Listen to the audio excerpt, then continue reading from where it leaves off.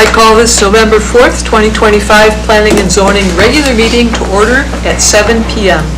Please be sure to silence your devices. Commissioner Charbonneau, would you please lead us in the pledge? Yes.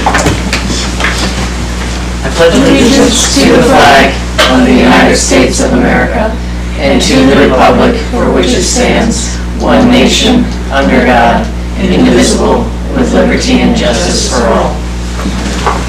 Thank you. Deputy Clerk, would you please call the roll? Roll call for tonight's meeting. Sullivan? Here. Charbonneau?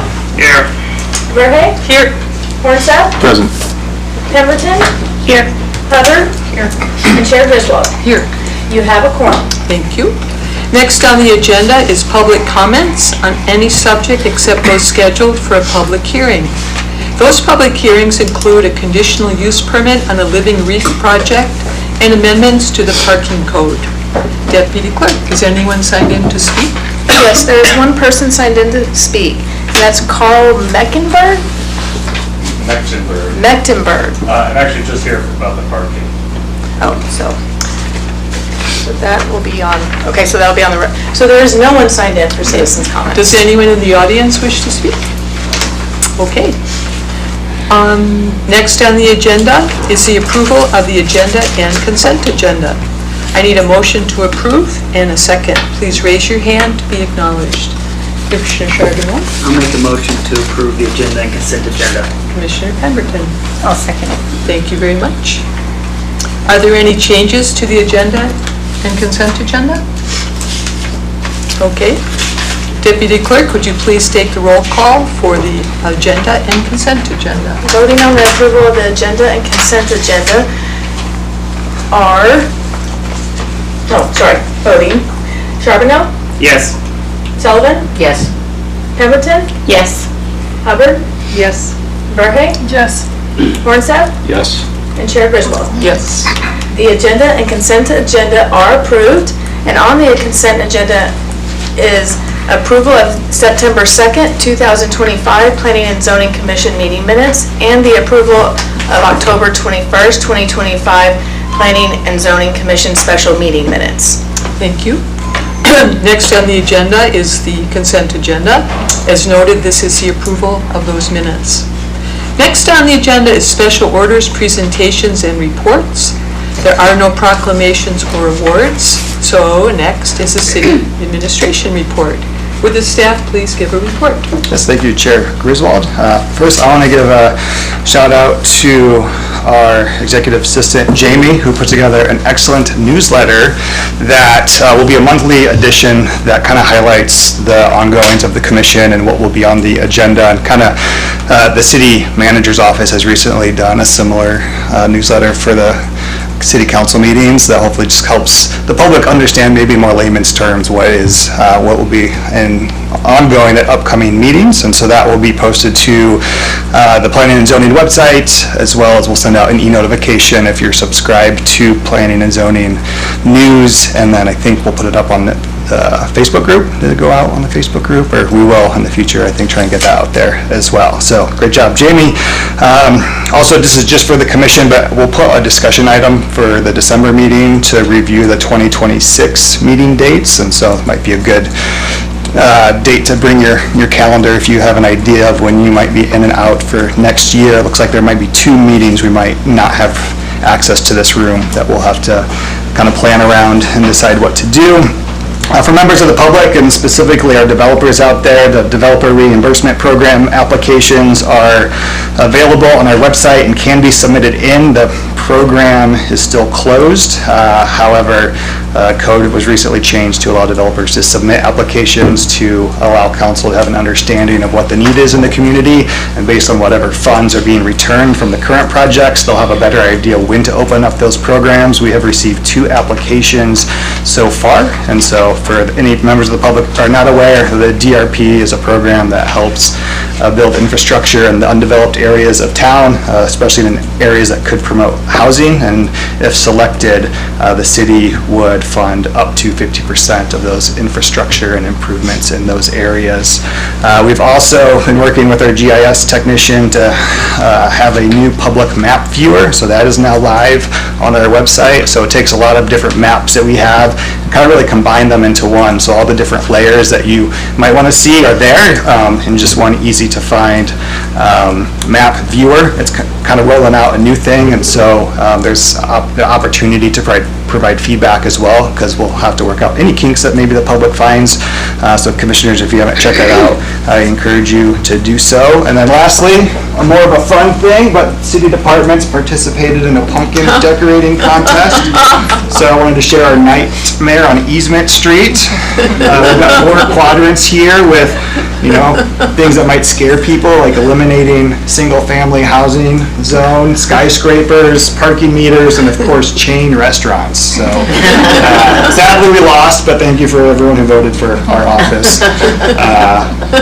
Happy Halloween. Hope everyone had a good Halloween. And that is my report. Any questions or comments for administration? That was very creative. Good job. There are no other reports or announcements, and there are no presentations. Next on the agenda is public hearings. First on the agenda is a public hearing for Resolution 2025-032, starting on page 15 of the packet. Deputy Clerk, would you please read the title into the record?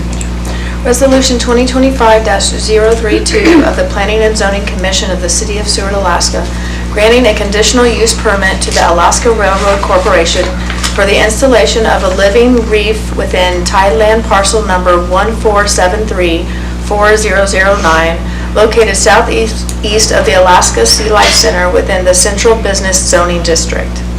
Quasi-judicial item, commissioners may not discuss any items about the resolution with the applicant or commissioners or the public.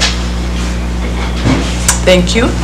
Does any commissioner need to declare ex parte contact with the applicant, other commissioners, or the public, or a personal site visit on this quasi-judicial matter? Nope. Being very good. Please note that the motion to approve on this quasi-judicial matter will be addressed after the public hearing and record is closed. Would the staff please provide a short overview? Thank you, Chair Griswold. So the Alaska Railroad Corporation, as part of their construction of an expansion of the Seward Freight Dock, has been required by the U.S. Army Corps of Engineers to provide compensatory mitigation for the effects of this expansion.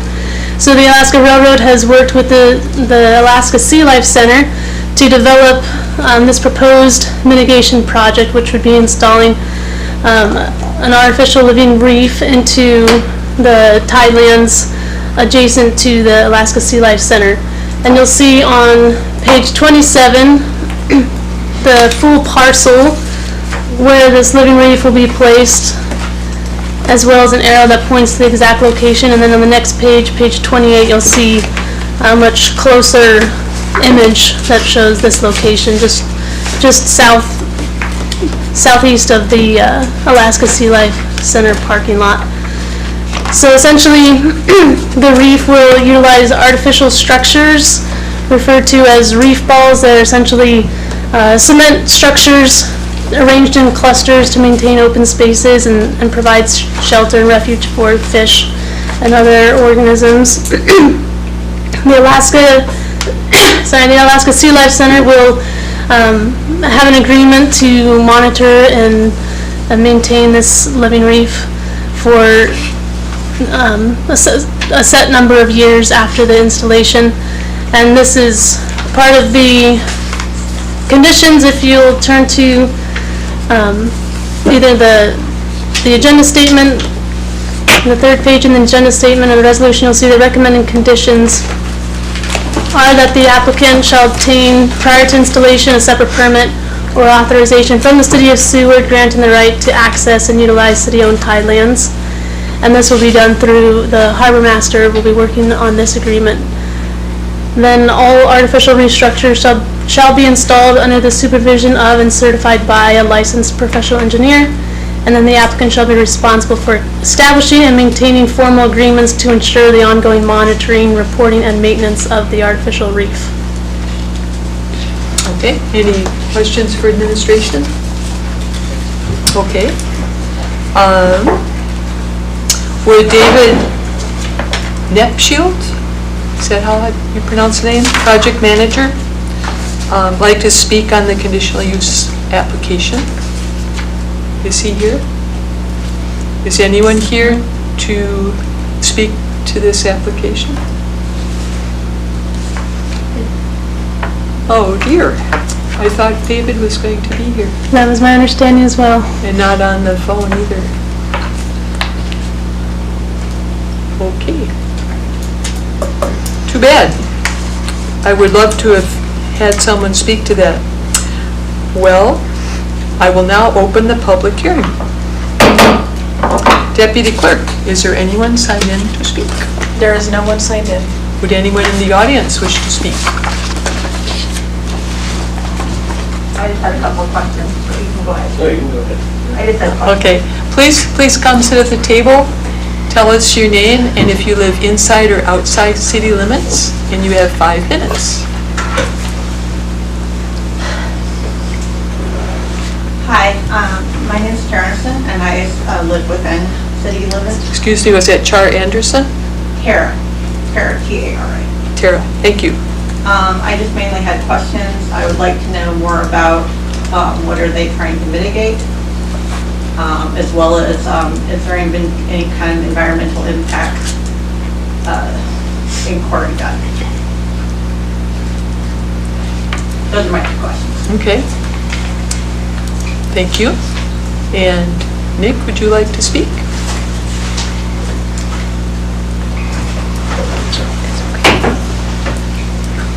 Yeah, hi there, my name is Nick Jordan, I'm outside city limits. I'm the facilities director at Untitled Pride Marine Institute, which is a close neighbor to the Western Life Center and that, with Project B happening.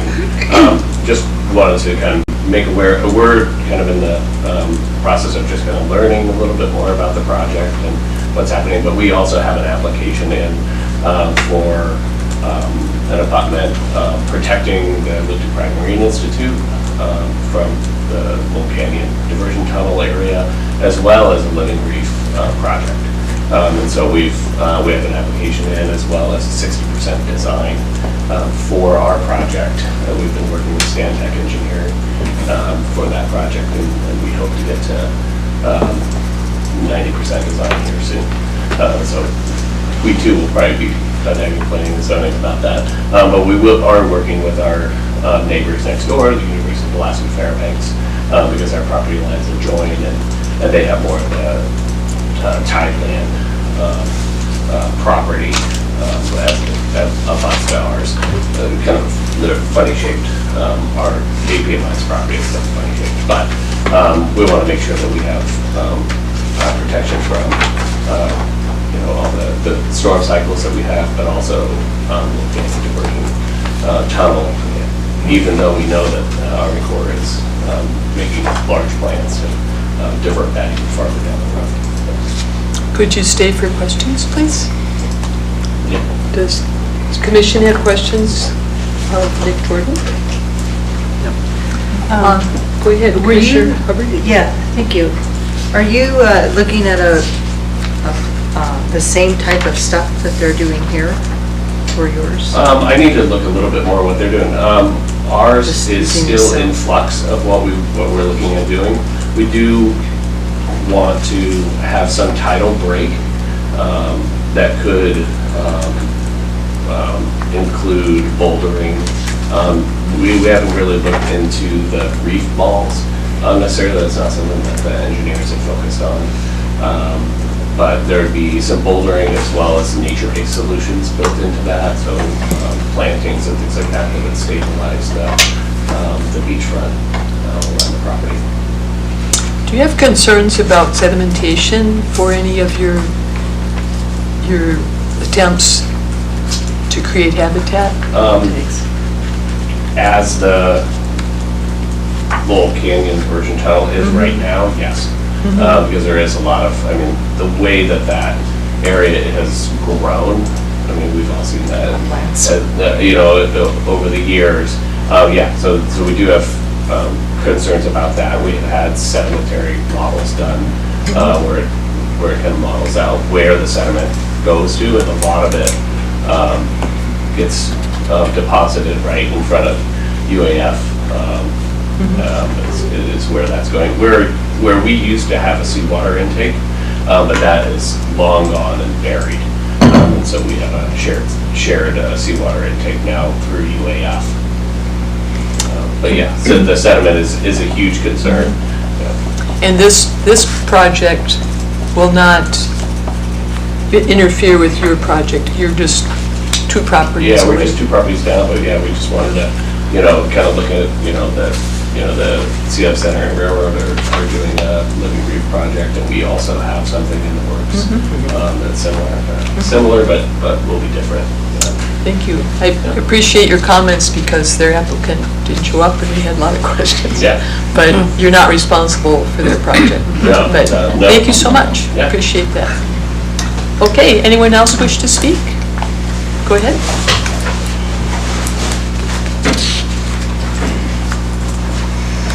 Doug Baird, live outside the city, work at the University of Alaska Fairbanks Stewart Marine Center.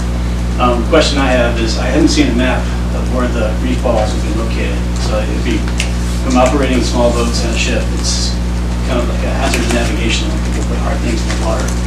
And so just wanted to, I haven't seen that. Yeah. We can point you to page 28 of the packet. Sort of in front of the parking lot. Yeah, go ahead. Go ahead and take a second to look at that. They describe the least depth on these reef balls. The 80 feet? Yeah, they have depths on there. And it would be good that once they place these reef balls, that they actually survey them in and submit that information to NOAA Office of Coast Survey, so placing the public charts. To NOAA's Office of Coast Survey. Office of Coast Survey? Yeah, there's a Okay. navigation manager up in Anchorage who could get that information directly into the chart.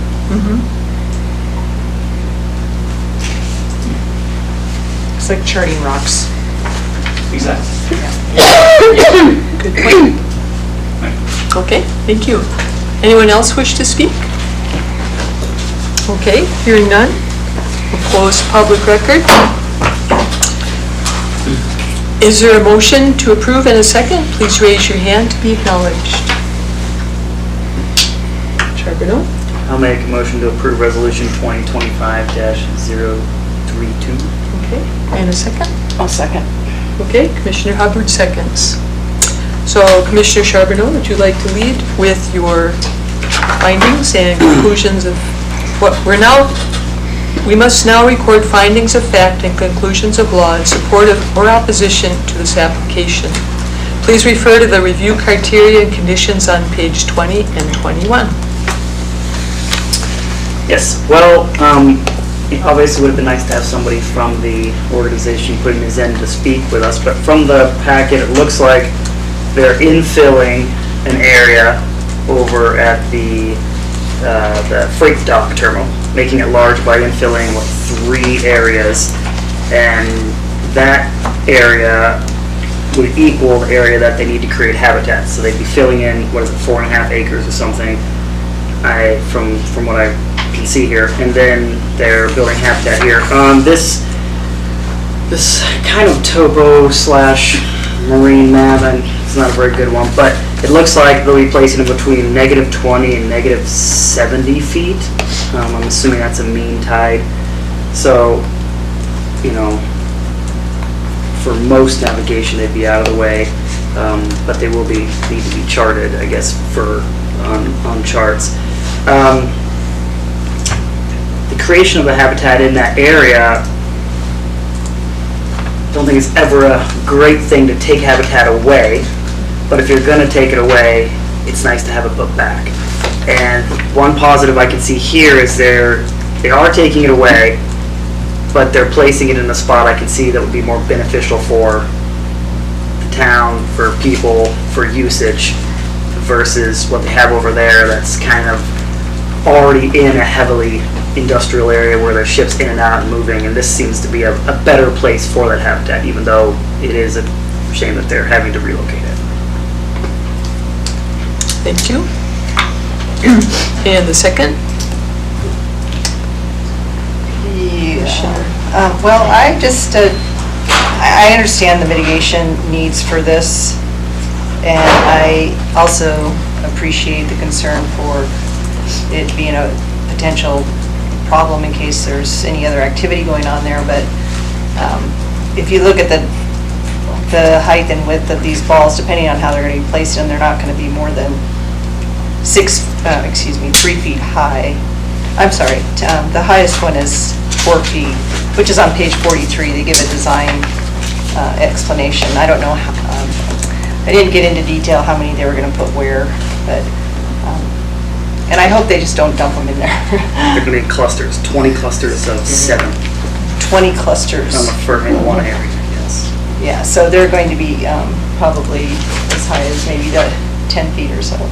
And that I Yeah. can't say. Yeah. But here's the map for their clustering. Yeah. On page 18. It could be an interesting new attraction for divers later in time. And I am curious to know how the negotiations go, though, with the Sea Life Center. They said there was going to be some compensation, and I don't know how that will progress, but I think that's important to be in there. And I do agree that it should be mapped, and mariners and whoever else is in that area should know that they're there. That should be included. Would you like to make a motion to add that condition? Yeah, if it's not in there. Go ahead. I don't know if we need to put that in. I think they are required to, based on creating a navigable hazard. By law has to be charted, so I don't think we need to put that in there. Okay, we're getting some nods from knowledgeable people too. Okay, I just wouldn't want to Yeah. have that be omitted. Okay. Anyone else have comments? Go ahead. On that end, yeah, I would just say under E, under their proposal, they say right there, Coast Guard and NOA will be informed of the installation, so that should cover that. Okay. I'm wondering, since the applicant isn't here, and the application has a lot of yellow highlights that are like, maybe, this needs to be added in, and it just seems incomplete to me. That's all. Is there interest in postponing this? I'm interested in So it, they can do that? so they can come in and let us know. Great. If there's interest, I'd be willing to make a motion. Staff, is there a time concern, or is this a time-sensitive thing? I would believe that it is somewhat time sensitive, and then I would just bring up the point, the yellow highlights within the document submitted by the applicant, if they're pertinent to what the commission is reviewing, which is this an appropriate land use, and how should this land use function so that it is appropriate in this area, then perhaps it is worth postponing. But if the highlighted yellow remarks within the packet don't pertain to the actual land use, but more of the ongoing maintenance of it and just the details that need to be worked out between the Alaska Railroad and the Alaska Sea Life Center or the U.S. Army Corps of Engineers, then those would not be substantial reasons to postpone it. Okay. Go ahead. I think that while it would be nice to have more information on it, Corey brings up a good point, that the packet contains enough information to tell whether it is a good use for this area or not. Some of the things that need to be worked out, I don't think pertain to, like Corey said, whether this usage is correct or not. Okay. I think we are constrained by our code, which has the findings based on these five or six things. And it's such an unusual use that many of these don't even apply. So it's like NA. So based on that, we can't really question like when phase 2 is going to happen. It said, if funding becomes available, but it sounds like the freight dock would continue the expansion without necessarily mitigation. So I just had a lot of questions about that too. How many, how high, what if they fail? Their document had nothing about it successful. They only gave us information about, Whittier's putting this in, and that was like back in 2006. And they never followed up with wildly successful or not filled into a sediment and was just pile of rubble, Don't know, we just don't know. But unfortunately, we have this chart of 5 things. So based on that, we're kind of limited. Any other discussion? Sure. In response to what you were going over, but it's right, it's required by the Army Corps of Engineers. So I do believe that phase 1 and 2 would happen based on requirements. They have to do this for them to do their project. Okay. So I think that fulfills I would that question you're making. Love to have heard that from the applicant, I know. Reassurance. Me too. But it's unfortunate he was not available. So would the deputy clerk please call for a vote? Voting on Resolution 25-032. Pemberton? No. Hornseth? Yes. Sullivan? Yes. Charbonneau? Yes. Verhey? Yes. Hubbard? And Chair Griswold. Yes. That resolution has been approved. Thank you.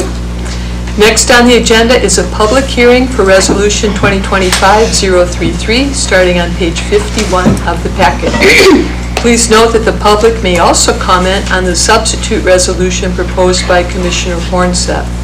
Deputy Clerk, would you please read the title into the record?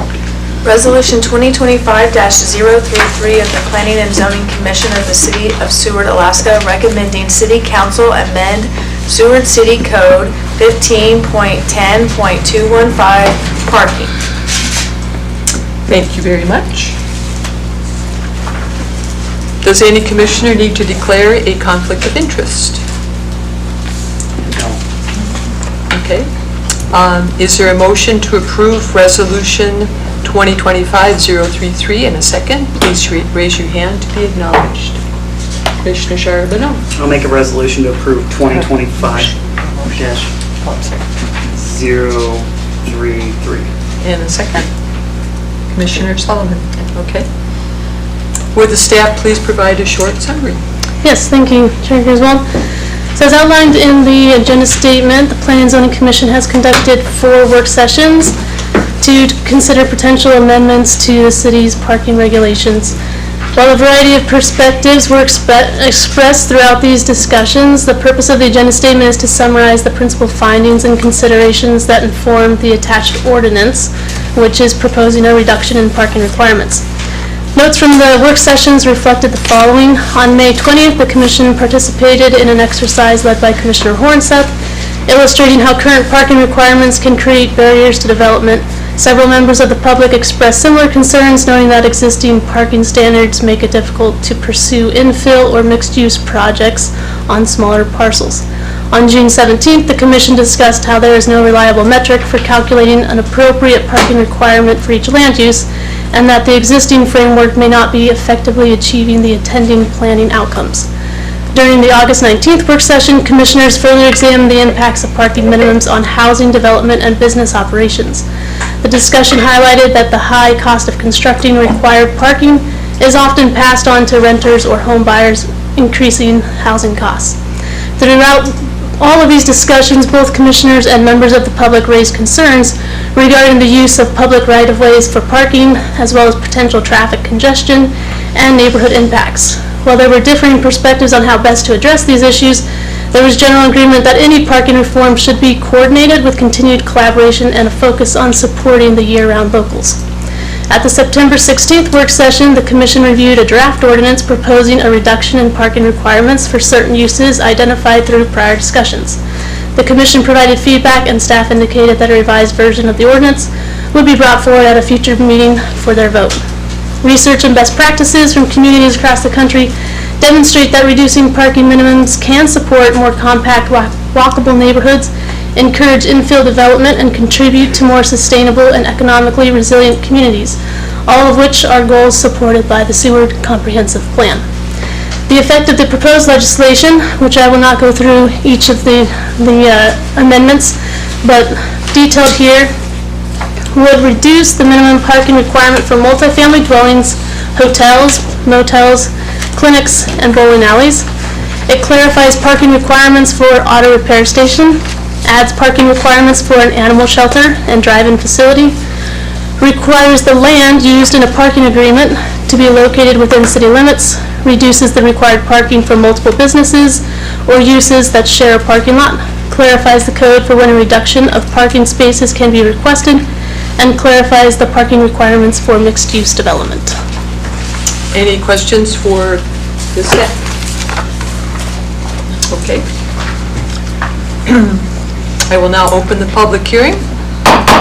Deputy Clerk, is there anyone signed in to speak? Yes, you have 4 signed in to speak, and the first one is Sky Livingston. Hello, Sky. Please state your name and inside or outside city limits, and you have 5 minutes. Sky. I live inside the city limits. I'm very nervous. So I wrote some things down. So I'm pretty new to town. This is my second summer working in Seward. It'll be my first winter. I'm really thankful to get to call this place home and get to know all of you and make a really beautiful future for our community together. So there is a reason why a lot of cities across the country have eliminated parking minimums. They place heavy burdens on small businesses, restrict meaningful growth, and accelerate environmental harm by paving over green space, worsening heat islands, and sending polluted runoff into our waters. And they also erode social fabric, making cities less walkable and making it harder for us to build the kind of connected, people-centered community that I think we all want. I want. I know most people that I speak to want. So that's why I hope that y'all will choose to change the parking minimums or eliminate them altogether. That's all I have to say. Thanks for listening. Thank you. Good job. Anyone else wish to speak? Who's next? The next one is Tamara Filipovic.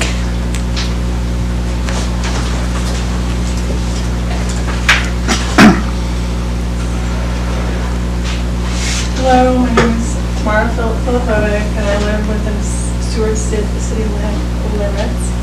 I'd like to make a comment in support of the proposed elimination of parking minimums requirement resolution.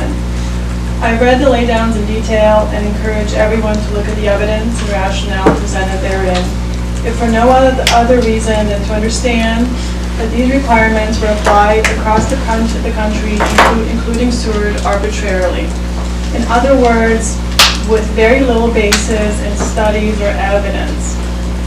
As outlined in these laydowns, the evidence is clear that one of the many ways that parking minimums harm our town is in restricting our ability to provide and have middle housing.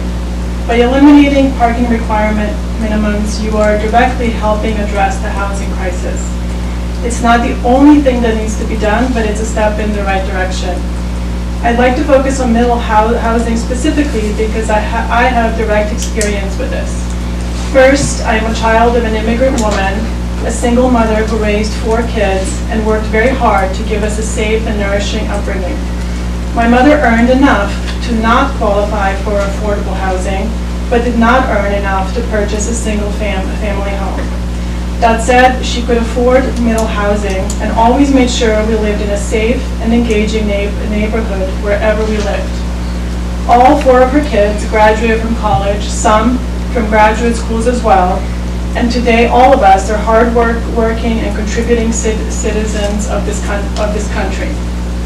Second, I know of many people in Seward, as well as friends who are around my age, many of whom have full-time jobs and very much want to make a life in Seward, but cannot find housing in the middle income range. I'm deeply concerned about the ongoing viability of our year-round community and that most of our friends will leave because of the lack of middle housing in our town. In closing, I ask you to, 1, vote yes in repealing the minimum parking requirements in Seward so that we can fill in the missing middle housing that is in high demand. And 2, to remember that in your role as public servants, one of your main duties is to make the most well-informed, evidence-based decisions that contribute to the quality of life for as many of our Seward residents as possible. Thank you.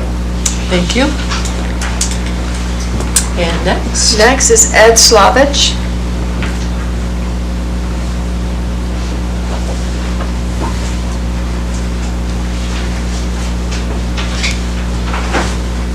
You know the drill. Hi, yeah, Ed Slavich, Inside City Limits.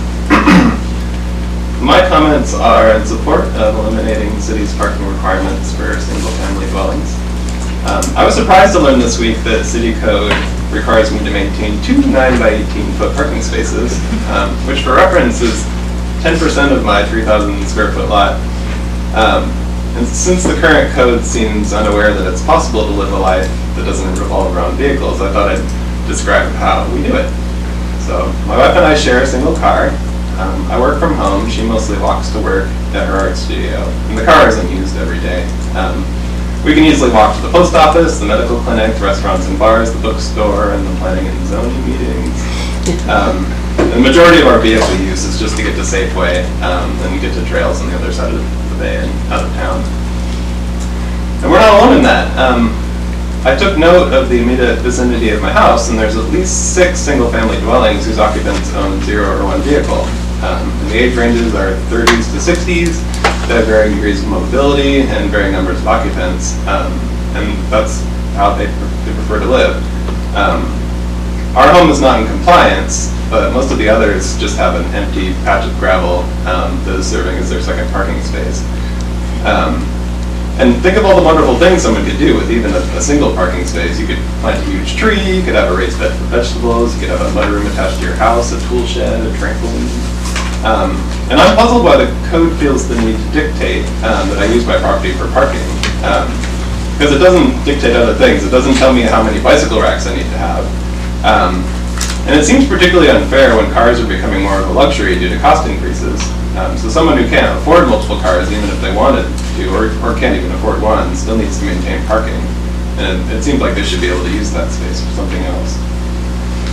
And given that our city is suffering a housing shortage, it seems like we do well to improve the efficiency of land use. And without space dedicated to parking, I bet people can more happily occupy smaller parcels and more of us can live here. And a final point I'd like to make, which is the parking on the street is great. It makes more efficient use of the land that's already dedicated to vehicle infrastructure, frees up space where humans actually spend their time. And I find a tidy line of cars along the street to be aesthetically pleasing versus the gravel parking lots that we have in front of every home. So when you can recommend changes to code related to parking, please include elimination or at least reduction of the minimum parking requirements for single-family dwellings. Never addressed a commission before, so thank you for that. Thank you. Thank you. Has anyone else signed in? Yes, the last one is Carl Mechtenberg.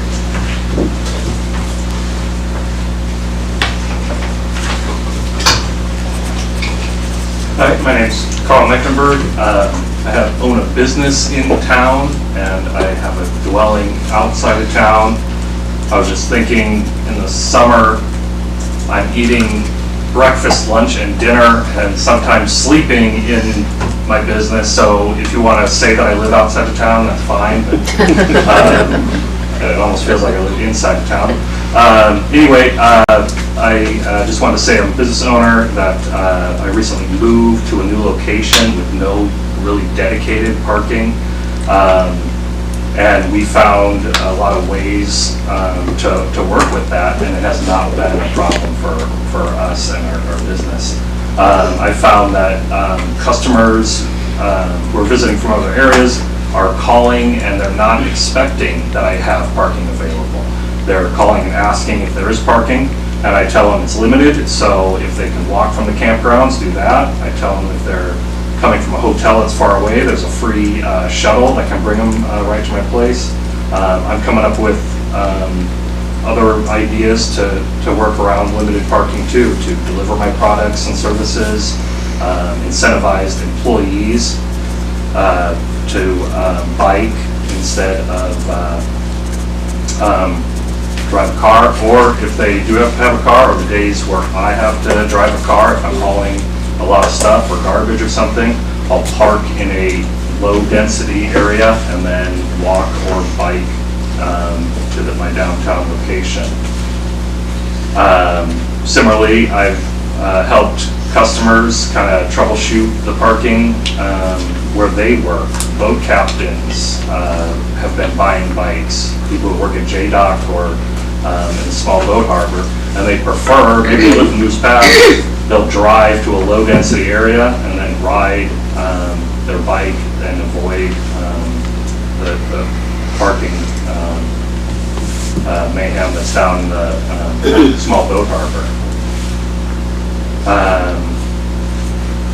So yeah, and then I guess I'm an expert on my own business, and my customers are always telling me what they need. If my business needs it, my customers are going to let me know, and then it can be up to me to acquire parking as I need it, as much or as little as I need, and we'll kind of let the market decide on that one. If I have a big hotel and I need a lot of parking, I'm sure I can afford to buy the land for that. But I'd be in favor of leaving it up to the businesses to negotiate with their customers and see what they need. Finally, sewer land is very limited and becoming even more scarce. I think it's precious, and I want to see every square foot used wisely, and therefore I'm in favor of getting rid of the parking minimums. Can I ask a quick question, Carl? Yeah. So your business is a seasonal business and it's closed in the winter. Do you Yeah. think your comments about people riding bikes would apply in our challenging winter? With studded tires and the advent of fat bikes and things like that, I closed the shop because it's pretty slow. But actually, this week I've been in almost every day selling studded tires. People are calling me up, getting their bikes repaired. We've had a kind of mild October so far, and more people are riding than ever before. People are getting to work and using their bikes. In years past, it's kind of been boxing them up and sending them out, to wherever they're going warm. This year, and I don't know if it's a trend or what, but more people are riding year-round. And a set of studs, it's not bad. You don't have to be hardcore or uncomfortable, no bad weather, just bad clothes, and kind of no bad, if you have gear, if you have good gear, it's not too bad at all. Thank you. Mm-hmm. There is no one else on the list. I would like Could you come up? You have 1 minute? Right, you haven't spoken yet on this. No. Oh, then you have 5. On this issue. Sorry. So, And please state your name again for the record. my name is Tara Anderson. I live within city limits. So, as far as parking minimums go, I support this because one thing I really love about Seward is how walkable the city is. Just town is for both visitors and locals alike, including the fact we have a mini little walkable plaza near the harbor master office. By eliminating parking minimums, that means our town's walkability will continue and be further improved upon, since local businesses and organizations will be able to build based on the fact that not all customers need to drive to their location, but we will not be contributing to further sprawl, which will further widen the space between businesses, which lessens the walkability. As far as the amendment to ordinance, I support the ordinance of that amendments as well, because it contributes our town's accessibility for all citizens, especially those with mobility issues. And it is also, as far as parking minutes go, it's also, it contributes to our mission of being a sustainable, climate conscious town. And if any of you would like further information on parking minimums and how they can affect that overall sustainability, I recommend the YouTubers Climate Town, or not, Climate Town and City Nerd for further information. Thank you. Thank you. I have a question. Okay. Can Could you sit for one? I have a question. You mentioned about for people that have difficulty getting around and stuff, how do you justify that with parking minimums, or no parking minimums? Because if people can't get around, or they don't ride bikes, or they're in a wheelchair, or whatever, do you? Definitely for those that use, there are a lot of issues for those who use wheelchairs. I know many people who actually mainly use the taxi coupon because they cannot, for the most part, can't get around Seward that much. For the ADA, what I was talking about was actually on the amendment that Mr. Vice Chair Hornstead had brought up before, that I have some friends who are concerned about the lack of ADA parking. So I also agree with that amendment in regards to making it so that anyone who does have mobility issues but does use a car, that if any parking is created, that it does follow the ADA standards.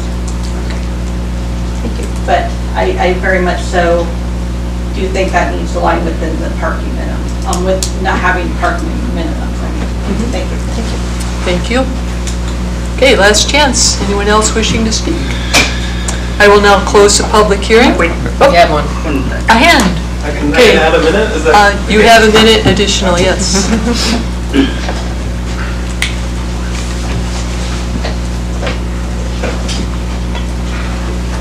Again, Ed Slavich, inside city limits. I just wanted to add the discussion of wintertime bike commuting. So I spent one winter commuting from the Stony Creek neighborhood to downtown on a bicycle with studded tires every weekday, and it was a great adventure.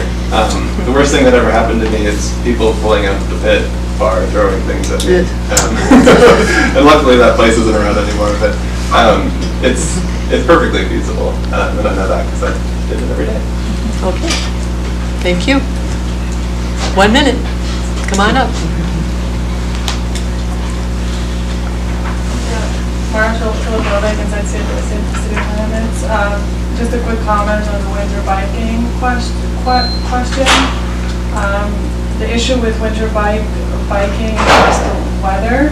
The more dangerous thing is the cars and the lack of infrastructure for alternative forms of transportation. Thank you. Thank you. Last chance. Anyone? Okay, I will now close the public hearing. Would the mover like to comment, and then the seconder? What do we have? Yes. That was you first. Yes. Yeah, we've been going over this parking for quite a while. I think 3 work sessions or more. 4. I was unfortunately not at one of them, but I was at the other 3. It seems that we have a parking issue in the harbor and downtown for only 3 months, maybe 3. The rest of the time, we have an excessive parking. However, during that time, I know that seasonal employees park in front of other businesses for weeks at a time. I've seen 8 lots in a row filled with seasonal businesses and seasonal employees that don't move for a week. There's a business in town that's ordered 30-minute parking only signs from Amazon because they're complaining of people parking for long periods of time in front of their businesses. So in a small a small space during town, there is an issue. At the harbor, this summer, you can't find a spot. I work down there, hard to get our company vehicles in, but that's only for 3 months. So something needs to be done with the parking, and we've been working on it. The only problem I see is, well, a couple things, but when we make these changes, whatever they happen to be, that's not really going to change our summertime problem. We're still going to have those tourists, we're still going to have those cars. So, depending on how we change the code, that's going to create more problem for a few small areas. Now those cars are going to have to, that won't have anywhere to go, will be pushed out into different areas, either into 2nd Street, 5th Street, in front of other people's homes, or in front of other businesses, where those businesses won't be able to have their customers park in front of their business. Now again, that's only for 3 months. So, you know, do we all suck it up for 3 months and not complain about the parking issues in these small areas, or do we try to make parking for that demand, which I think is the hard part. I really appreciate you guys coming out. I just wish that for the 4 the 3 that I was at, the 3 work sessions on this, basically this parking issue was just driven by hoteliers that wanted to not put in parking so they can make more money. So it would have been really nice to get the public in that would actually see the issues that this decrease in parking may cause. So something does need to be done. I just wished we would have had more input on the areas and the people that will actually see more parking move into their space by limiting the parking overall. Thank you. And Claire, you were the seconder? Yes, it was. I concur with Nathaniel's assessment on a lot of that, but I do believe that my experience has been for the last 30 some odd years here is that it's less than 3 months, because it's only 4th of July, you know, certain areas and things like this, and I've been able to find parking just about anywhere, or maybe just circle around the block a little bit. But I've lived in large cities, I've lived in a lot of cities that don't have the parking minimums, and people manage to get to things. Now granted, you know, it's not completely roses and wonderful all the time, because you're going to have some issues with, there will be parking scarcity in the high demand areas. You know, there certainly will be with that. But again, it's a short period of time. There will be congestion if you get rid of parking minimums. I've found that. One of my biggest concerns is disproportionate impact on disabled people, which may be addressed by perhaps, you know, disabled parking or something along those lines, and families. You know, somebody who comes through that has got a single mother with this, you know, a few kids and all the rest of that stuff. How are they going to get into it if we eliminate all parking minimums? They're going to have to find alternate transportation, if there is.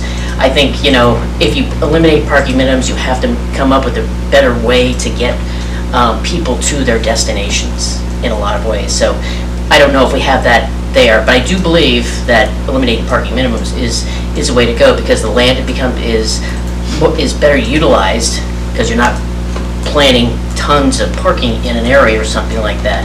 And I just think that I think it would make the land far more productive if we actually do get rid of eliminate the parking minimums across the board. Thank you. Commissioner Pemberton? I think they're all a lot of good ideas, but I also think of the people that we serve that live in this town and that sleep here every day and are here all 24 hours, 24/7. And I think there's a lot of people who are not here. They are disabled. They have a hard time getting to and from places. There are some people on the verge of that have health issues and cannot ride a bike, cannot walk for long distances. And basically, I feel like those people are just being forgotten. They might be the people that aren't making it to meetings. They might be the people that aren't going to the big deal to put in what their comments are. But what about them? What about all the people? What about the veterans that served us that are disabled? What about all of that? What about the people that aren't able to do that? You know, I just think that eliminating it is not the way to go. I agree, it's less than 3 months. I've been here 12 years. Summertime. And I think, yes, we do need some changes. We need more infrastructure for bicycle riding and walking. I know there's been issues with that, people riding and walking on the same path. those problems are there too. But those are my thoughts on it is, no, I don't think we should totally eliminate it, but I think, yes, we do need changes. Because we represent everybody, not just how our lifestyles are or what we choose to do. Everybody in the town is who we represent. And we've all managed to live this long together. There's no reason we can't work and live longer together with everybody being able to have something for them. Commissioner Hornseth. Yes, I'd like to talk about basically the paid parking in the harbor. I think that what we're seeing is a failure to properly price the area. We cannot afford to build a parking structure to build our way out of this problem. It will cost us $10 million to build a 300-spot parking garage. We don't have that kind of money. There's not enough land down there. It's all being used for parking. I don't see how we're going to build our way out of this. The only solution is to charge the right price for parking. It's only going to get worse as the city grows. We need to get ahead of this now. That's what we need to be doing, and this is a model we need to be applying to the rest of the city as this happens. I'd also like to comment on mobility issues. I mean, yes, 36% of our population does not drive. Why is it fair to require them to have a parking space? That's what I want to ask the commission. Why are we requiring this for 36% of our population? It's not fair, it's not right, we should not be doing it. And to that end, I would like to make a motion to replace Resolution 2025-033 with substitute Resolution 2025-033 from the laydown. Do I hear a second? Okay, thank you, Vanessa. Would you please call for a vote on the amendment? For the substitute? Voting on the substitute for Resolution 25-033 to replace Resolution, sorry, voting on the substitute, yes, to replace Resolution 25. First. Do we have I thought we needed to introduce it that way. No. If No, you need to discuss it. Second. You got the second. We need to Yeah, say, we can't vote on this right now. Oh, you're right, you're right. I'm skipping ahead. Sorry, when I heard the word amendment, I wanted to vote. Sorry, excuse me. Okay. Now you can discuss the substitute. Now it's been entered. Yes. And now we can discuss it. Yes. Thank you so much. Okay, Brandon, you are the mover. Would you Okay. like to speak to your motion? Sure. I can give you a quick overview. I think we've hopefully all read it, but I'll just say the first part, 15.10.140, is basically housekeeping that removes any part of a definition that talks about required parking.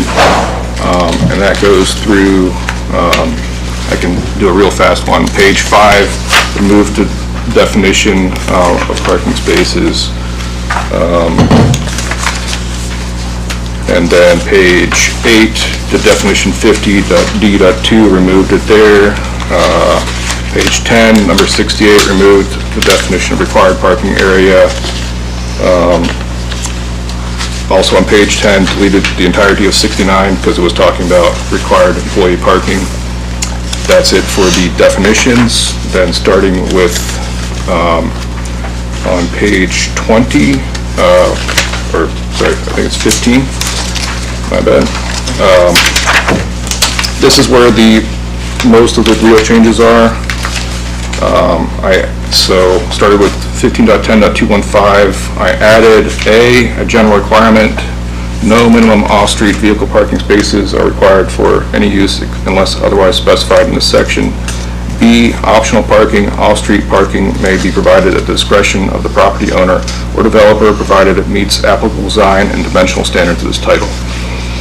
From there, I went ahead and deleted pretty much the entire table of parking minimums, since they are all arbitrary. And I went ahead and deleted anything that talked about required parking in this section as well. So unlisted uses, location, but I did keep,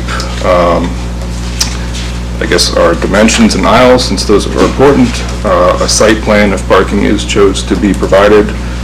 Our regulations around street access, the parking lots themselves with lighting and such, the locations, intersection with public streets, ADA accessibility, but the rest was all been deleted.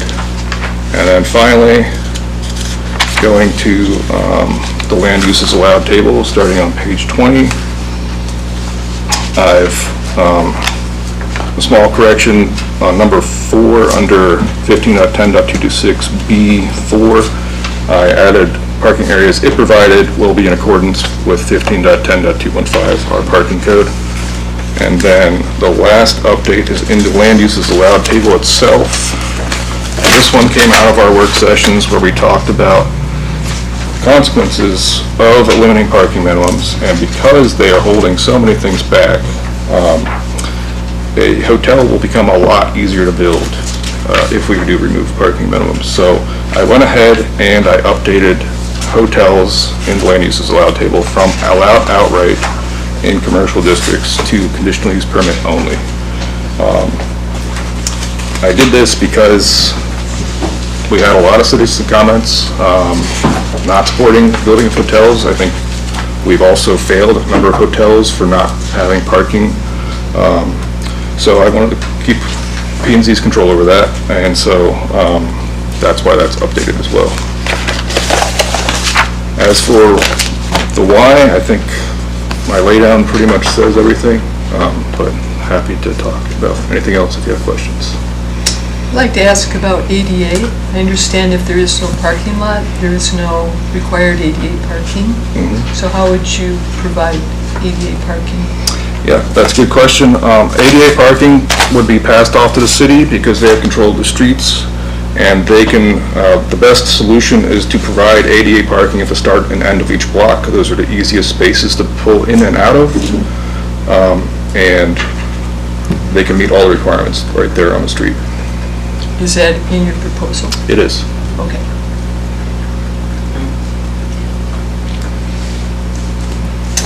Vanessa, Yeah, you I were was the the second. seconder. Yeah, I can echo all of that. I think a couple of main points is that it promotes infill, which is something that we need in that middle housing, and that, yes, we don't have control over parking on the street, and so there will be other steps that we'll have to follow, and that we'll have to work with city council. So it's kind of like what is under our purview, and that is, this laydown that we have in front of us. So I think that's, yeah, we can eliminate parking requirements. Thank you. Anyone else wish to speak? Yes. I would like to speak Raise your one hand, thing. please. Commissioner Pemberton. I would like to speak on what you wrote, Brandon. I went to all 3 of the meetings where we got input. Not every person there was a citizen, like I said, of Seward, that lives in Seward, sleeps in Seward city limits, and lives here 24/7. So basically, a lot of this, not all the students are residents of Seward. A lot of what you refer to look in here is one of the first things that jumped out at me. The second is ADA. Let's say another clinic comes in or a hospital comes in and they build another clinic, and they build it far back from the street, and you want only parking on the street for ADA. No, I don't think that's right. So, no, I don't think it should be up to the city to provide parking if I have to walk from here across that building as somebody who's disabled to be able to go to an appointment or something like that. So no, I would have to, those are my opinions on it, that, the data is kind of screwed, because I went to all 3 of the meetings where you were given your opinion, everybody was given their opinion, they lived outside of Seward, they lived in Bear Creek, from all over, they were given their opinion, and that's fine. But the data on there, and when you talk about 36% of the people say they don't use vehicles, how many of those people are already in assisted housing because they can't? Because there were some of them at the meetings. I went to all 3 meetings. So, I'm just saying. Okay. Commissioner Hubbard, I believe you were next. Just a couple points of clarification. You said on the land use table, Brennan, you had changed, or you, It's under lodging, if you're looking Yeah, for it. It's and I it's have that- alphabetically. yeah, I have that as always been a conditional use, or maybe that's because it's in central business, but you're talking in all areas, right? Is that what you changed it to? I updated it in auto commercial from outright to conditional. Auto commercial? Yes. Okay, thank you. Could I follow up on that? Are you? Yeah, go ahead, and then I got a couple I was others. just wondering if that would make any existing hotels, motels, lodges, inns, or hostels non-conforming? Where they're allowed outright in AC right now within, your proposal is to make it conditional? Yes, they would potentially be non-conforming, yes. Okay. And with previous proposals, we've decided not to allow that because it creates a lot of problems. Would you consider deleting that?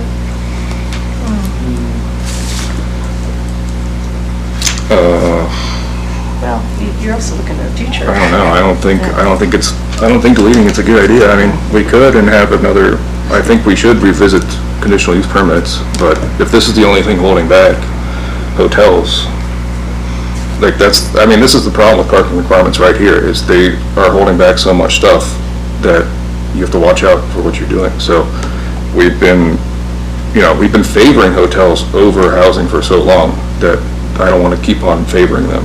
So that's why I put this in. Wasn't there something about if they became a non-conforming use, then if they had an accident, a fire, they couldn't rebuild, because it's conditional use and insurance would go up, and it just seemed to be a reason why we agreed not to make something a non-conforming use. I wonder, would it be okay to ask administration to clarify that? Yeah. Could you clarify that? Why in the past we've said, well, if we change that to a conditional use, it makes like the mixed-use residential properties down here would make them non-conforming, and then all these bad things resulted. Right, so in general, when the land use is allowed table changes and the use either now requires a conditional use permit or it is no longer allowed, that use can continue as a non-conforming use. So there's no, let's say, regulations or restrictions placed on that use if it was previously approved. However, what the chair is mentioning here is that if the use ceases for more than a year, or if it is damaged or destroyed completely, so damaged more than 50% of the structure that needs to be repaired or completely destroyed, then to reconstruct that structure, it would need to abide by the current code. So, for example, if a hotel had been built in the auto commercial district and currently the land use allowed table allows it outright, and this change were implemented, and say the hotel was destroyed in whatever sort of natural disaster, then they would need to get a conditional use permit to rebuild. Thank you. Okay, go ahead. I would say I'm happy if you want to propose that as an amendment. We can vote on that as its own separate thing and let the commission decide that way. And then I would also like to say, just to respond to the ADA, eliminating parking minimums doesn't mean eliminate parking. You're still giving control to the owner of the property. Say another clinic got developed, they would have control to decide how many parking spaces they wanted to put in. And if they did put in off-street parking, they would be required to put in an ADA compliant parking spot. So this is not removing ADA compliant parking. This is giving the developer a choice to provide parking or not, depending on what they think the best use of that property is. So if they expect to get a lot of people that need that, they're going to put in the parking. But we don't need to force everybody to do it if they don't need it. And I'm talking about, we have to decide too, what is our community? We can't just eliminate people outside of the town. Like, they can come and give comment on this. So just because kids are outside of town and they happen to grow up here in town and want to walk around, we shouldn't punish them that for where they live outside of town.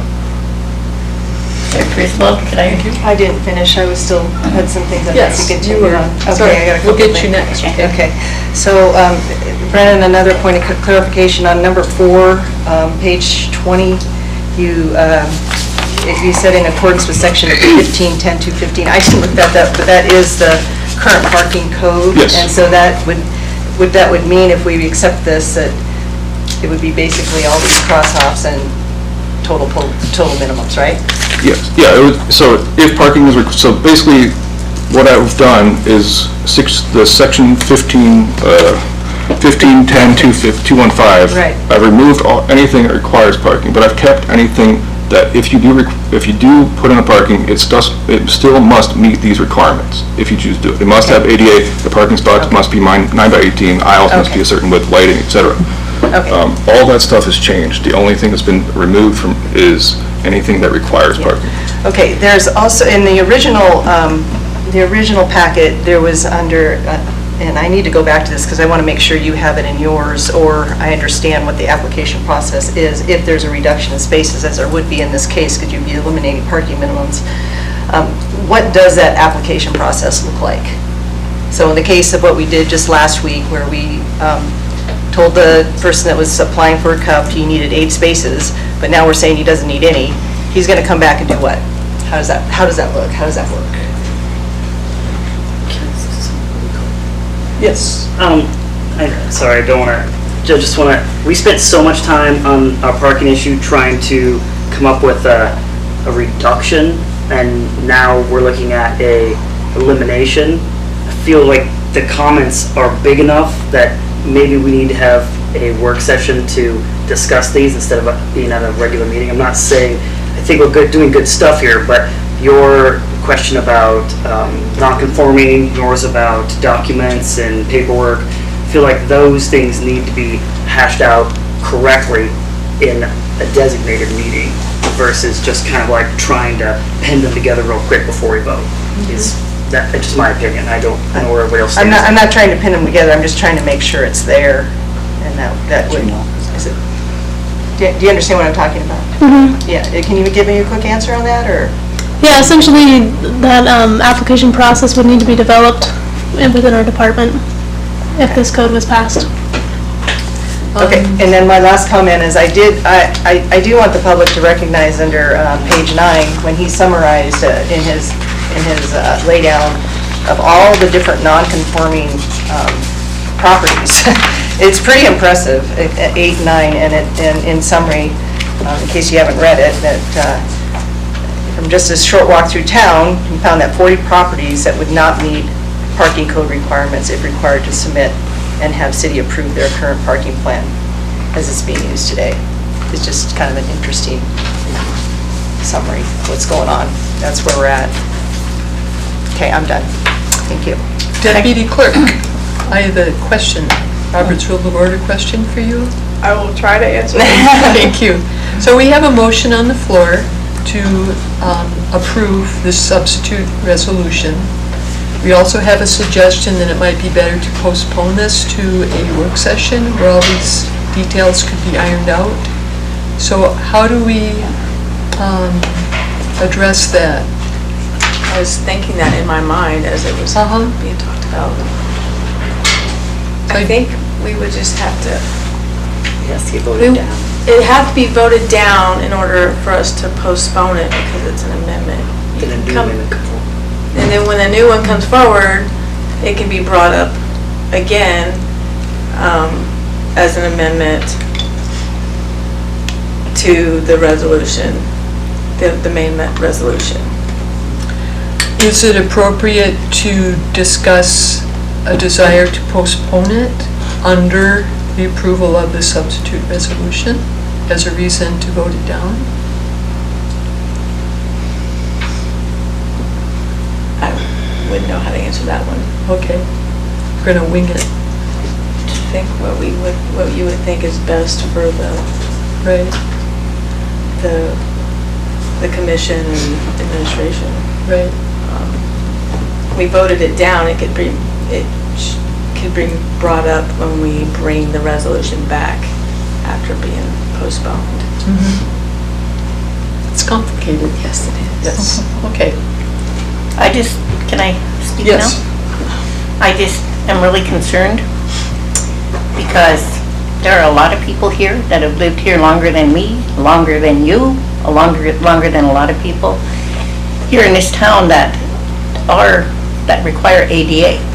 And your proposal is basically saying businesses come in, they can or can't put in a parking lot, it's up to them. They don't have to provide it. And so like I said, if it's far back and they want a nice lawn because they don't have to provide this anymore, it's going to be restricting people who have to have ADA, that maybe they can't walk, maybe they're on oxygen. You don't know that. You don't know how many people are like that here in this town. A lot of people don't talk about that, and a lot of people you don't see out like that. But I'm very concerned that we're looking at, you're right, we have to look at people who live out of town too. But basically, we're here, and the city of Seward is for the city of Seward, the people that live within city limits. We cannot forget them just because we want change. I don't know how to convey that in a better way. I'm not good at talking with pretty words. I just say what I think. Well, we have had 4 testifiers today, and they were inside city limits. So that's just, so they have, some of them have spoken, but we've had. But then we don't have the people that would be, need ADA. People who can't walk, who can't ride bikes. Commissioner Charter? That's where I'm at. Yes. So, I think we got good stuff here. And I think we're leaning in, I feel like we're going in a good direction. I'm concerned that we spent so much time building this document that we're supposed to vote on tonight, to throw up such a large change without actually spending time on this designated change is a poor decision. Because I think that this is a big decision. And there's a lot that needs to be hashed out in it, where we spent all of our time hashing out this document that we're now talking about superseding. So, I mean, I don't feel that this meeting right now is the place to discuss and work out the points of such a big document. Where I think it's a good document, but I think it needs its designated time. Because we spent all our time building this one that we were supposed to vote on tonight. I have a question for staff. I don't think that, they put some time into writing this and clarifying this on our behalf. Is this gonna bother you at all, or you don't have any particular ego in the matter, I would imagine, whether this goes away or not, right? So how would this look if we gave Brennan's lay down our substitute motion a little bit more time? If you're looking at the calendar, or just giving us a little bit more time to digest and let this marinate, just maybe one more meeting down or so. Is that? I just know that I'm not a developer, so I don't know the time frame of making plans. I know several developers have been very curious about, and there's, this is a recommendation, it still has to go to council introduction, so like sooner or later, it would be good for anyone developing next summer to know what those parking requirements are. I have one thing. Commissioner Sullivan? Given that I was just thinking about them going to council, this would also have to be a public hearing with the council as well. Correct. So we're going to have that, they'll have that opportunity to look at that, decide what they want to do, and then move on with that, either shoot it down, kick it back, or do whatever. So by that time, we would have more information from the council of their input and, their views, and then the public. So that might be a thing, if you move this forward, just my thought, but just, we move this forward and the council says, well, either they like it or they don't like it. We like it, but we want you to do A, B, C, and D. Then we'll be that much further down the thing. Otherwise, we're continuing to discuss here, which is good, but we still have to get it to council, and who knows if they're thinking completely differently or otherwise. I don't know, that is what my thought would be, is to move it forward on that, because council ultimately is the one that will either approve it or say no. Yeah, I'd like to add to that. Yes. Yeah, Commissioner Sullivan, thank you for that. You have some experience with this, and I do think that is an important point, because the city's going to have to get on board with this. A lot of the parking concerns and that has been expressed here, or lack of parking wherever, is really a parking enforcement issue. And I think that it would be a good time to wake them up to the fact that we're getting serious about this. And they also need some time to process and develop policy on how they're going to be managing parking, because a lot of this will fall on the city and I don't know if it's going to be the Parks and Rec Department or whoever or whatever, but yeah, it's time that we get into the larger conversation. I find maybe need a vote, maybe we need a work session between two, both, like we did before, joint work session or something. I find it's the Planning and Zoning Commission's responsibility to address Title 15 and not the council's. And we're the ones that have spent half a year crafting this current original resolution. And we received this substitute on Friday, and it's quite lengthy, and it took a lot of time to read through it and try to understand it. And I just feel that there's a lot of things that need to be addressed before we say, oh, hey, we just got this on Friday, let's approve it on Tuesday and shuffle it off to council. So I think it's not appropriate to move this along with just an hour of discussion. I would really rather vote this down, make a motion to have a work session, maybe in January. I think December's already getting filled up, I'm not sure. And then we would have a chance to really spread it out and address it, because it is quite drastic from what the original one was. And I think it's appropriate to spend a little more time discussing it. So that would be a reason why I would vote against approving it tonight. But I agree there's a lot in there to think about.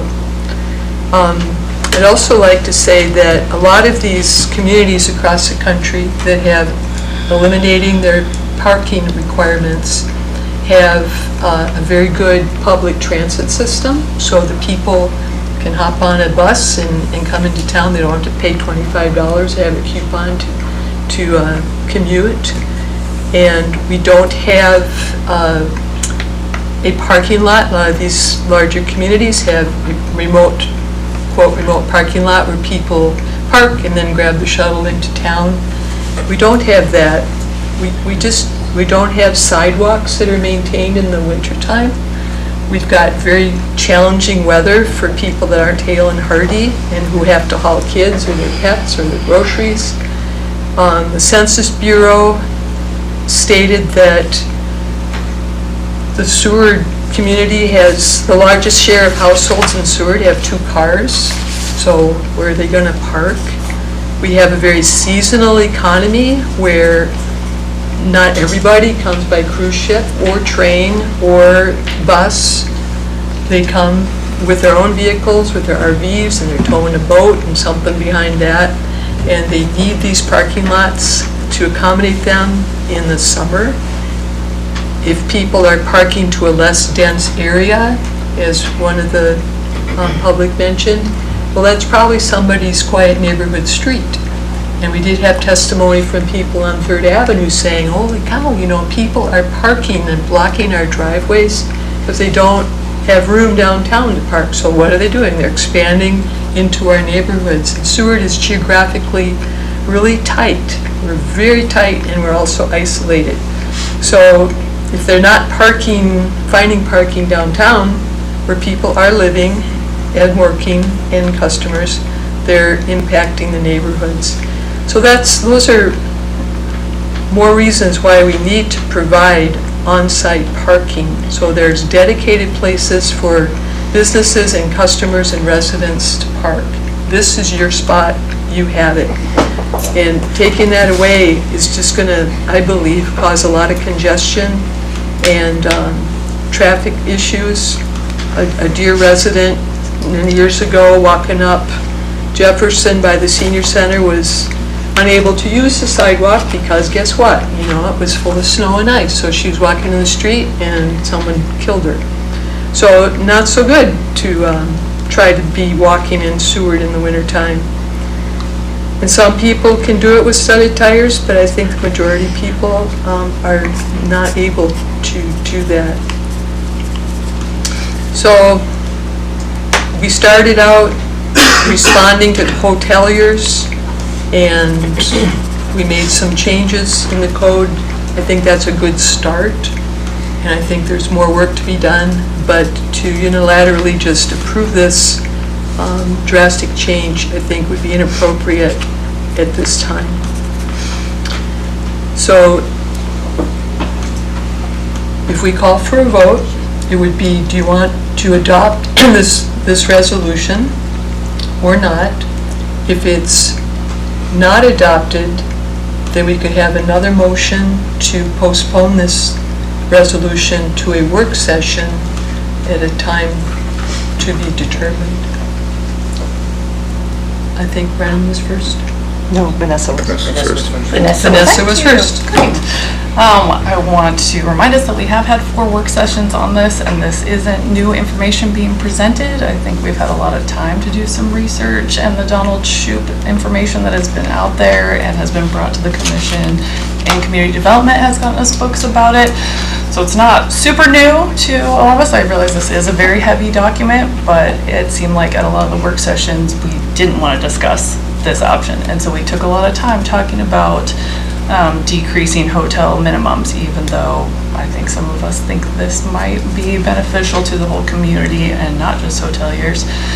So I want to remind us of that, and that maybe we kind of need this pressure to vote on it and make some action happen, push it to city council so we can start having the bigger conversation of how it will look or could look for all of us. And to your point of the paths and all of that stuff, I think that if we had paid parking, money could go to some of that, or to the shuttle service running more year-round potentially, or more efficiently, and to a free parking lot. Like maybe these people are parking at Safeway or somewhere out the road, right, and biking in. And yeah, I think that we should not have another work session. Commissioner Hornseth. I agree with everything Vanessa just said. And I also would like to add, yeah, it's very unfortunate somebody got killed walking around, and a lot of people don't have that choice of whether they can walk or not. They are forced to walk. And again, parking minimums is another thing that is against people walking. It creates larger distances for them to walk. There's less interesting things to look at. Besides, parking lots are very boring. It makes it inconvenient for them to get anywhere at the convenience of drivers. And I think we've been overlooking that in our society for a long time. And then I wanted to say, I'm definitely ready. I think we should vote on this, and we can still, you know, if we want to vote and then postpone, that's still an option. But at least we have a voting record, because we have not been making forward progress in our work sessions. I believe if we vote and it passes, then that's it. If it passes, then we still have to vote on the resolution itself. Yeah. Okay. This is just the amendment. Okay. In response to Vanessa, it seems that if we worked so hard and had all this information, why did we end up with the original resolution instead of this resolution? So I think we've been gearing towards what the original resolution was. So I think that's why I would support a work session. Okay. I have one more. Let's wrap it up. Yes. Yeah, just one more. My concern is if we vote this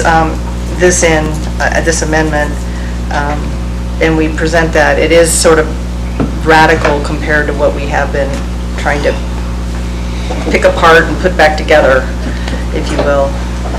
So we present no parking minimums to the council. I'm just afraid that, then where does this piece go? Then it could maybe backfire on us and could take more time.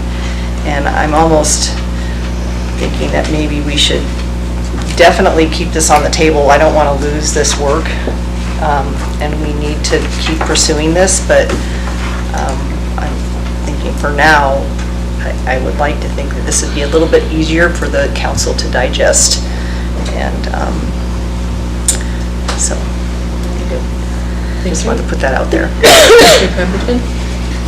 I feel like we've been working on what we received from P&Z, and I thought, hashing it out, having a lot of discussion and whatnot on that, that's what we came to. And then receiving this on Friday was just not right. That's how I feel. It's like a whole big change. We have spent all this time, like Vanessa said, 4 work sessions to come up with one thing, and then there you go. There's another thing. That's how it felt. It was like, what the heck? We just spent all this time to come up with this one thing, and then bam, here you go, guys. So, your comment about 4 work sessions, well, let's go on with what we talked about in 4 work sessions and come up with it. Let's not just say, hey, no, this is not what we're going to do, we're going to do this. No, that's how I feel. Thank you. Yes. My concern with this is that if we send back the original resolution to the council, knowing full well that there is an amended one that is out there, they're going to say, well, why are you bringing this to us now if you still have work to do? So that is my concern with taking the original to the council instead of the amended one.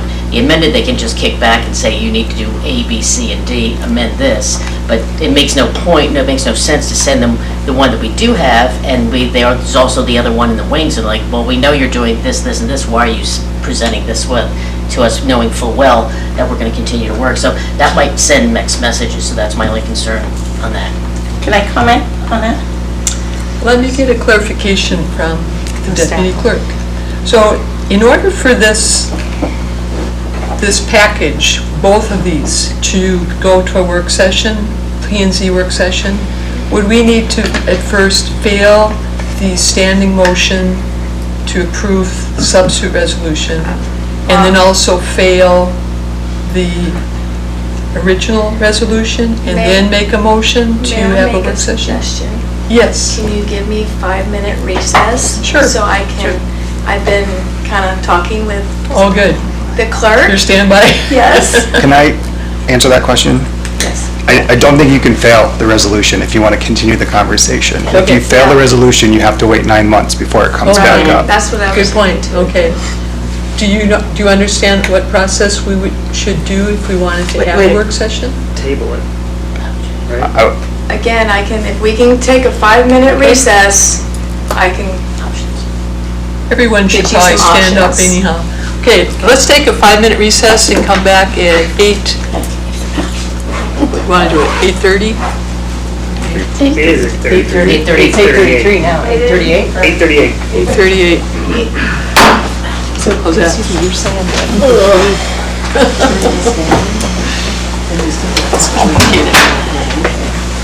You can turn out, yeah. I'm saying if you fail the entire original resolution, then you'd have to wait 9 months. Make it work session. Right, if you turn down. Hey, Chris. Table the next one. It's a little confusing. So, Maybe close the comments right on. it's in recess. We are in recess. Come back.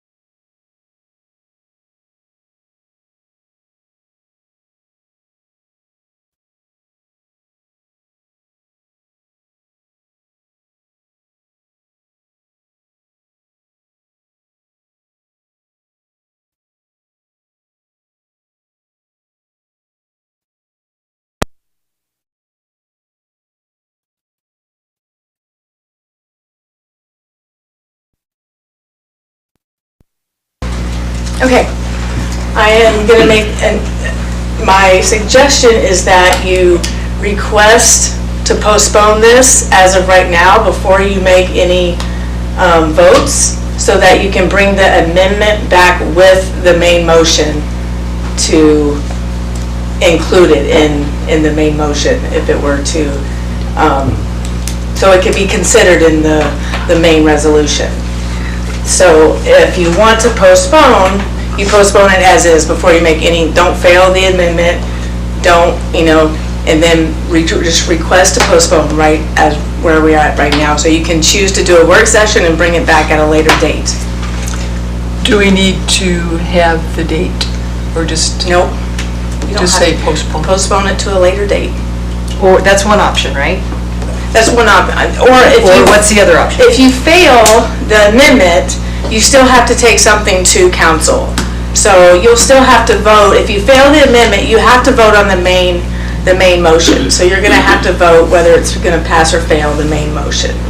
So you still have to go back and vote on the original motion if you fail the amendment. And then the third option, if we do agree on the motion, on the amendment, then you would just continue as is. You then start discussing the main motion again. You can choose to pass the amendment, go back to the main motion, and then you can at that time, after you do that, then you can choose to postpone it, but you also already approved the amendments.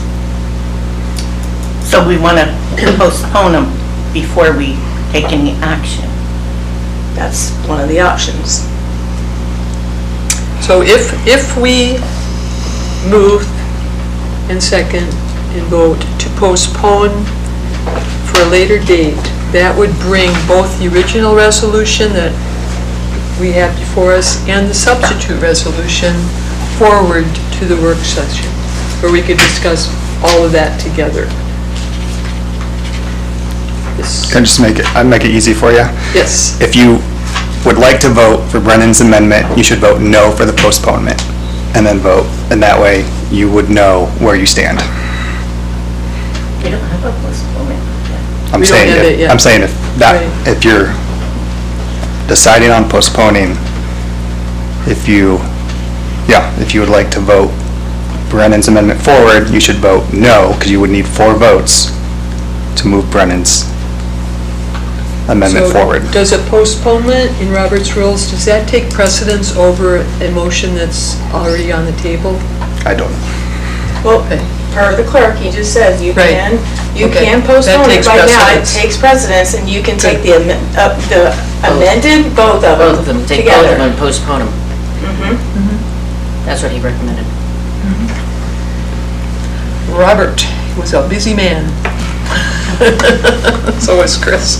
Okay, so I move that we request a postponement to a later date. I'll second that. Okay. Any discussion? Let's vote. Voting on the postponement of Resolution 25-033 and the amendment to replace Resolution 25-33 to a later date. Hubbard? Yes. Hornseth? No. Sullivan? No. Pemberton? Yes. Verhey? No. Charbonneau? Yes. Chair Griswold? Yes. That postponement has been approved. Okay. So now we can just move on? Yes. Okay.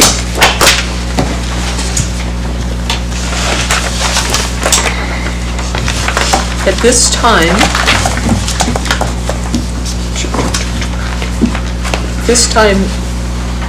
you may be excused. Thank you. Okay. Commissioner Charbonneau is leaving the dais. There is no unfinished business. Next on the agenda is new business. There are no resolutions under new business. Under other new business is a discussion of the work session topic for November 18th. Would the staff have any comments? Yeah, so our original plan was, one of the priorities in your document was to kind of review the conditional use permit process. However, I don't think that's as timely as the parking, so I wanted to get the commission's input, because we'd be more than happy to dedicate the continued parking conversation for the November work session. I agree. That would be very timely. It would be helpful. There were several comments here made about we need to look into more things. It would be helpful to clarify what those things are, if there's anything that we can help bring to the table.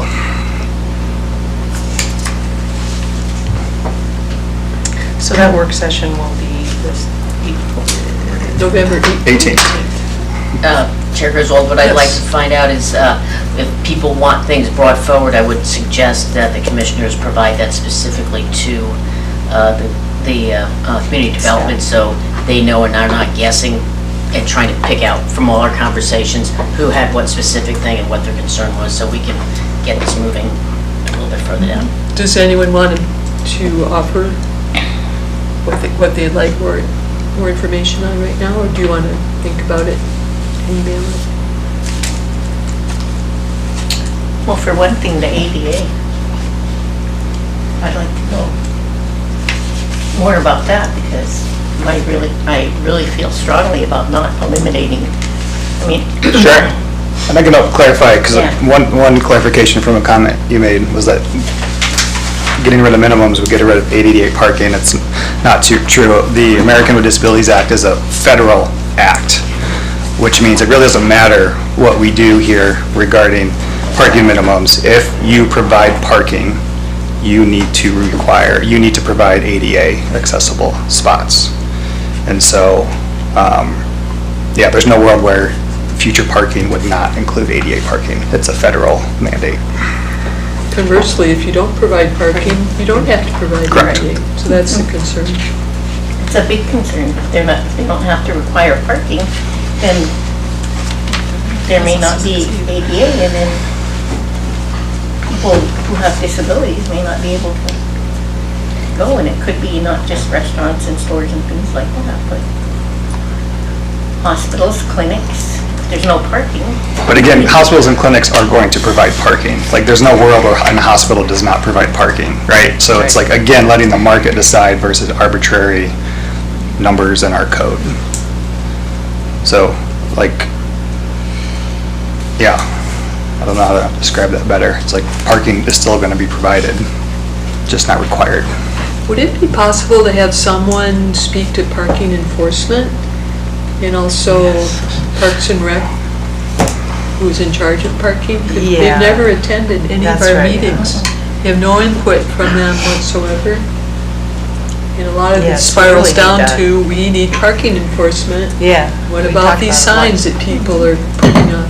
With So- that, Chair Griswold, with that, I'd like to say that, what I was going to say before that opened up is like to clearly define, because some of your narrative, which when you're objecting to a little bit of the parking and eliminating the parking and some of the things that we're having, what falls within our purview as planning and zoning, because we are bleeding into public works, we're bleeding into Parks and Rec and things like this, because we need to stay in our lane. Because we can start talking about stuff, whether it's repairing the sidewalks or this, that, and the other thing, which is great, probably needs to be done, but we need to understand what we are specifically doing. So, it all gets muddy. We all know it's sort of interrelated, but I want to be sure that we stay within our planning and zoning lane and say, these things are considered, they have to be analyzed and taken care of by, Parks and Rec, or the street people, or whatever we wind up doing with that, as far as putting together things, because I really do think that muddies our water in our decision-making process. Maybe I'll talk to the city manager and we'll maybe formulate possible ways forward depending on which direction the commission goes, because again, council, they're the big picture over all the titles, and so you can view it as if you were to move forward with eliminating parking minimums, almost like that sends a big message, and we've talked in our previous work sessions, you don't always want to do that in a vacuum, and so like that could be an option. It's like you pass that and then they postpone it or hold on to it until there's a joint work session, and so maybe I'll flesh out some different options moving forward if That'd be helpful. would be helpful. Yeah. thank you. We really need everybody on the same page. Right. And the right hand needs what the left hand's doing. And, Right. yeah, I have a question. Do we represent the people here in Seward, proper Seward city limits? Just throwing that out there. I mean, they're the ones that vote for the council appoints us, so who do we represent? Do we come to board with what people here in Seward want? I mean, Or talk to us? Yeah. anyone who comes to this microphone is Yeah. able to speak from inside or outside city limits. That is the Seward community, and they are represented in this room. But And with- these only apply to within Seward city limits. it applies to visitors, it applies to anybody that comes to Seward. Within Seward city limits. Yeah, but. Well, those It are- affects the people here who have homes within city limits It also that sleep affects here. businesses and that. Those who work out of here, town. those I who live shop outside, I here. live outside city limits, and I'm a member of this community, and I work inside city limits. I park right there, so, like, I'm kind of getting a little tired of the comments about I'm not part of the community because I live outside city limits. I am. But you That's go why I work home here. and then at night you don't have to deal with all the decisions that we make. Yes, I do. It's my Not a job. good argument. Yes, we're not Thank you. getting paid to do it. Let's move on, okay? thank you. Chair Griswold? Oh, Yes. Vanessa has I something. do, yeah. I think it had been mentioned in maybe one of our work sessions about this has to do with parking on the highway and Third Avenue. I was wondering if we could get a yes, follow-up yeah. from community development or what info had come from that, of what we might have purview over or not. Both like, As the like city. parking meters? Yeah. I think that would need Yeah. state approval, but we Okay. can look into that too. Okay. I remember that had been out there, but. Lot Yeah, of that's pieces to okay. this puzzle. Yeah. It is. We haven't had a follow-up from Right. it. Right. And sidewalks, we have very limited sidewalks, so there could be plans to put more sidewalks, extend the bike paths. Yeah, back All to, very connected up. yeah, parking enforcement. Where are the choke points? Where are the hot spots?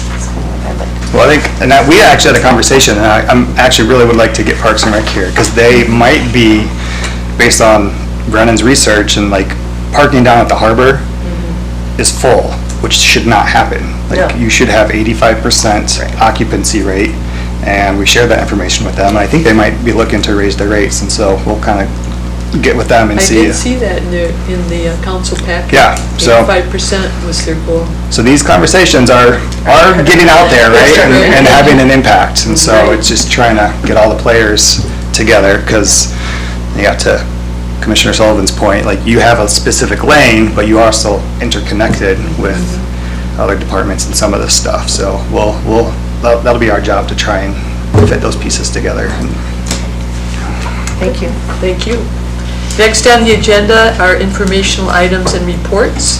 The work session will be on Tuesday, November 18th at 6 p.m. here. The next regular meeting will be on Tuesday, December 2nd at 7 p.m. here. And just a reminder, if you plan to be absent from any meeting, please notify staff as soon as possible. On page 63 is the Kenai Peninsula Borough Planning Commission report. And I'd just like to mention that a lot of our plats are just hanging out there. It's amazing to me how long it takes for preliminary plats to get approved at their level.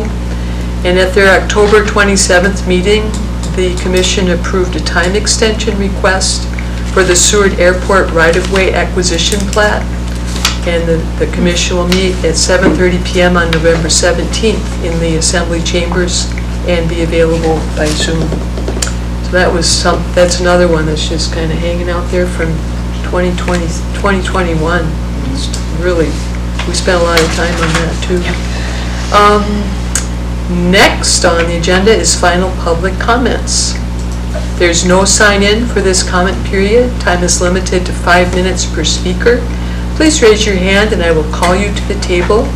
As before, sit at the table, speak clearly into the microphone, state your name and whether you live inside or outside city limits. Any hands? All that and no hands? Okay. Okay, going on. Next on the agenda is administration and commission comments. Staff, do you have any comments? I have one comment, since there were some comments mentioned about the timeliness of Commissioner Hornseth's lay down, and I just want to let the commission know and the public who may have had similar thoughts that we as staff are very concerned and aware of proper procedures and often involve the city attorney with issues like this to make sure that the proper procedures are happening. So I understand it may have felt like a lot coming at last minute, but Commissioner Hornseth abided by all proper procedures. It was not unfair or untimely, and adequate notice was given. Thank you for that clarification. And yeah, good discussion. I just want to give out a shout out to Commissioner Hornseth. Regardless of where this goes, like, you put a ton of effort, time, research into this. 20 sources were cited in your document, and and for those of you just don't know, he did all that work himself. And often, our office will draft a lot of those types of documents, but he had us review it last minute just to make sure there were no kind of typos or anything, but that was 100% Brennan's work. And so it's really cool to work with commissioners who are just really that invested in the community, regardless, again, where this goes. It shows that you're concerned for this community and putting that together. So thank you for your hard work on that, Brennan. Thank you. Deputy Clerk? Nothing from me. City Clerk? Let me ask you. I'm sorry, I skipped Jeannie.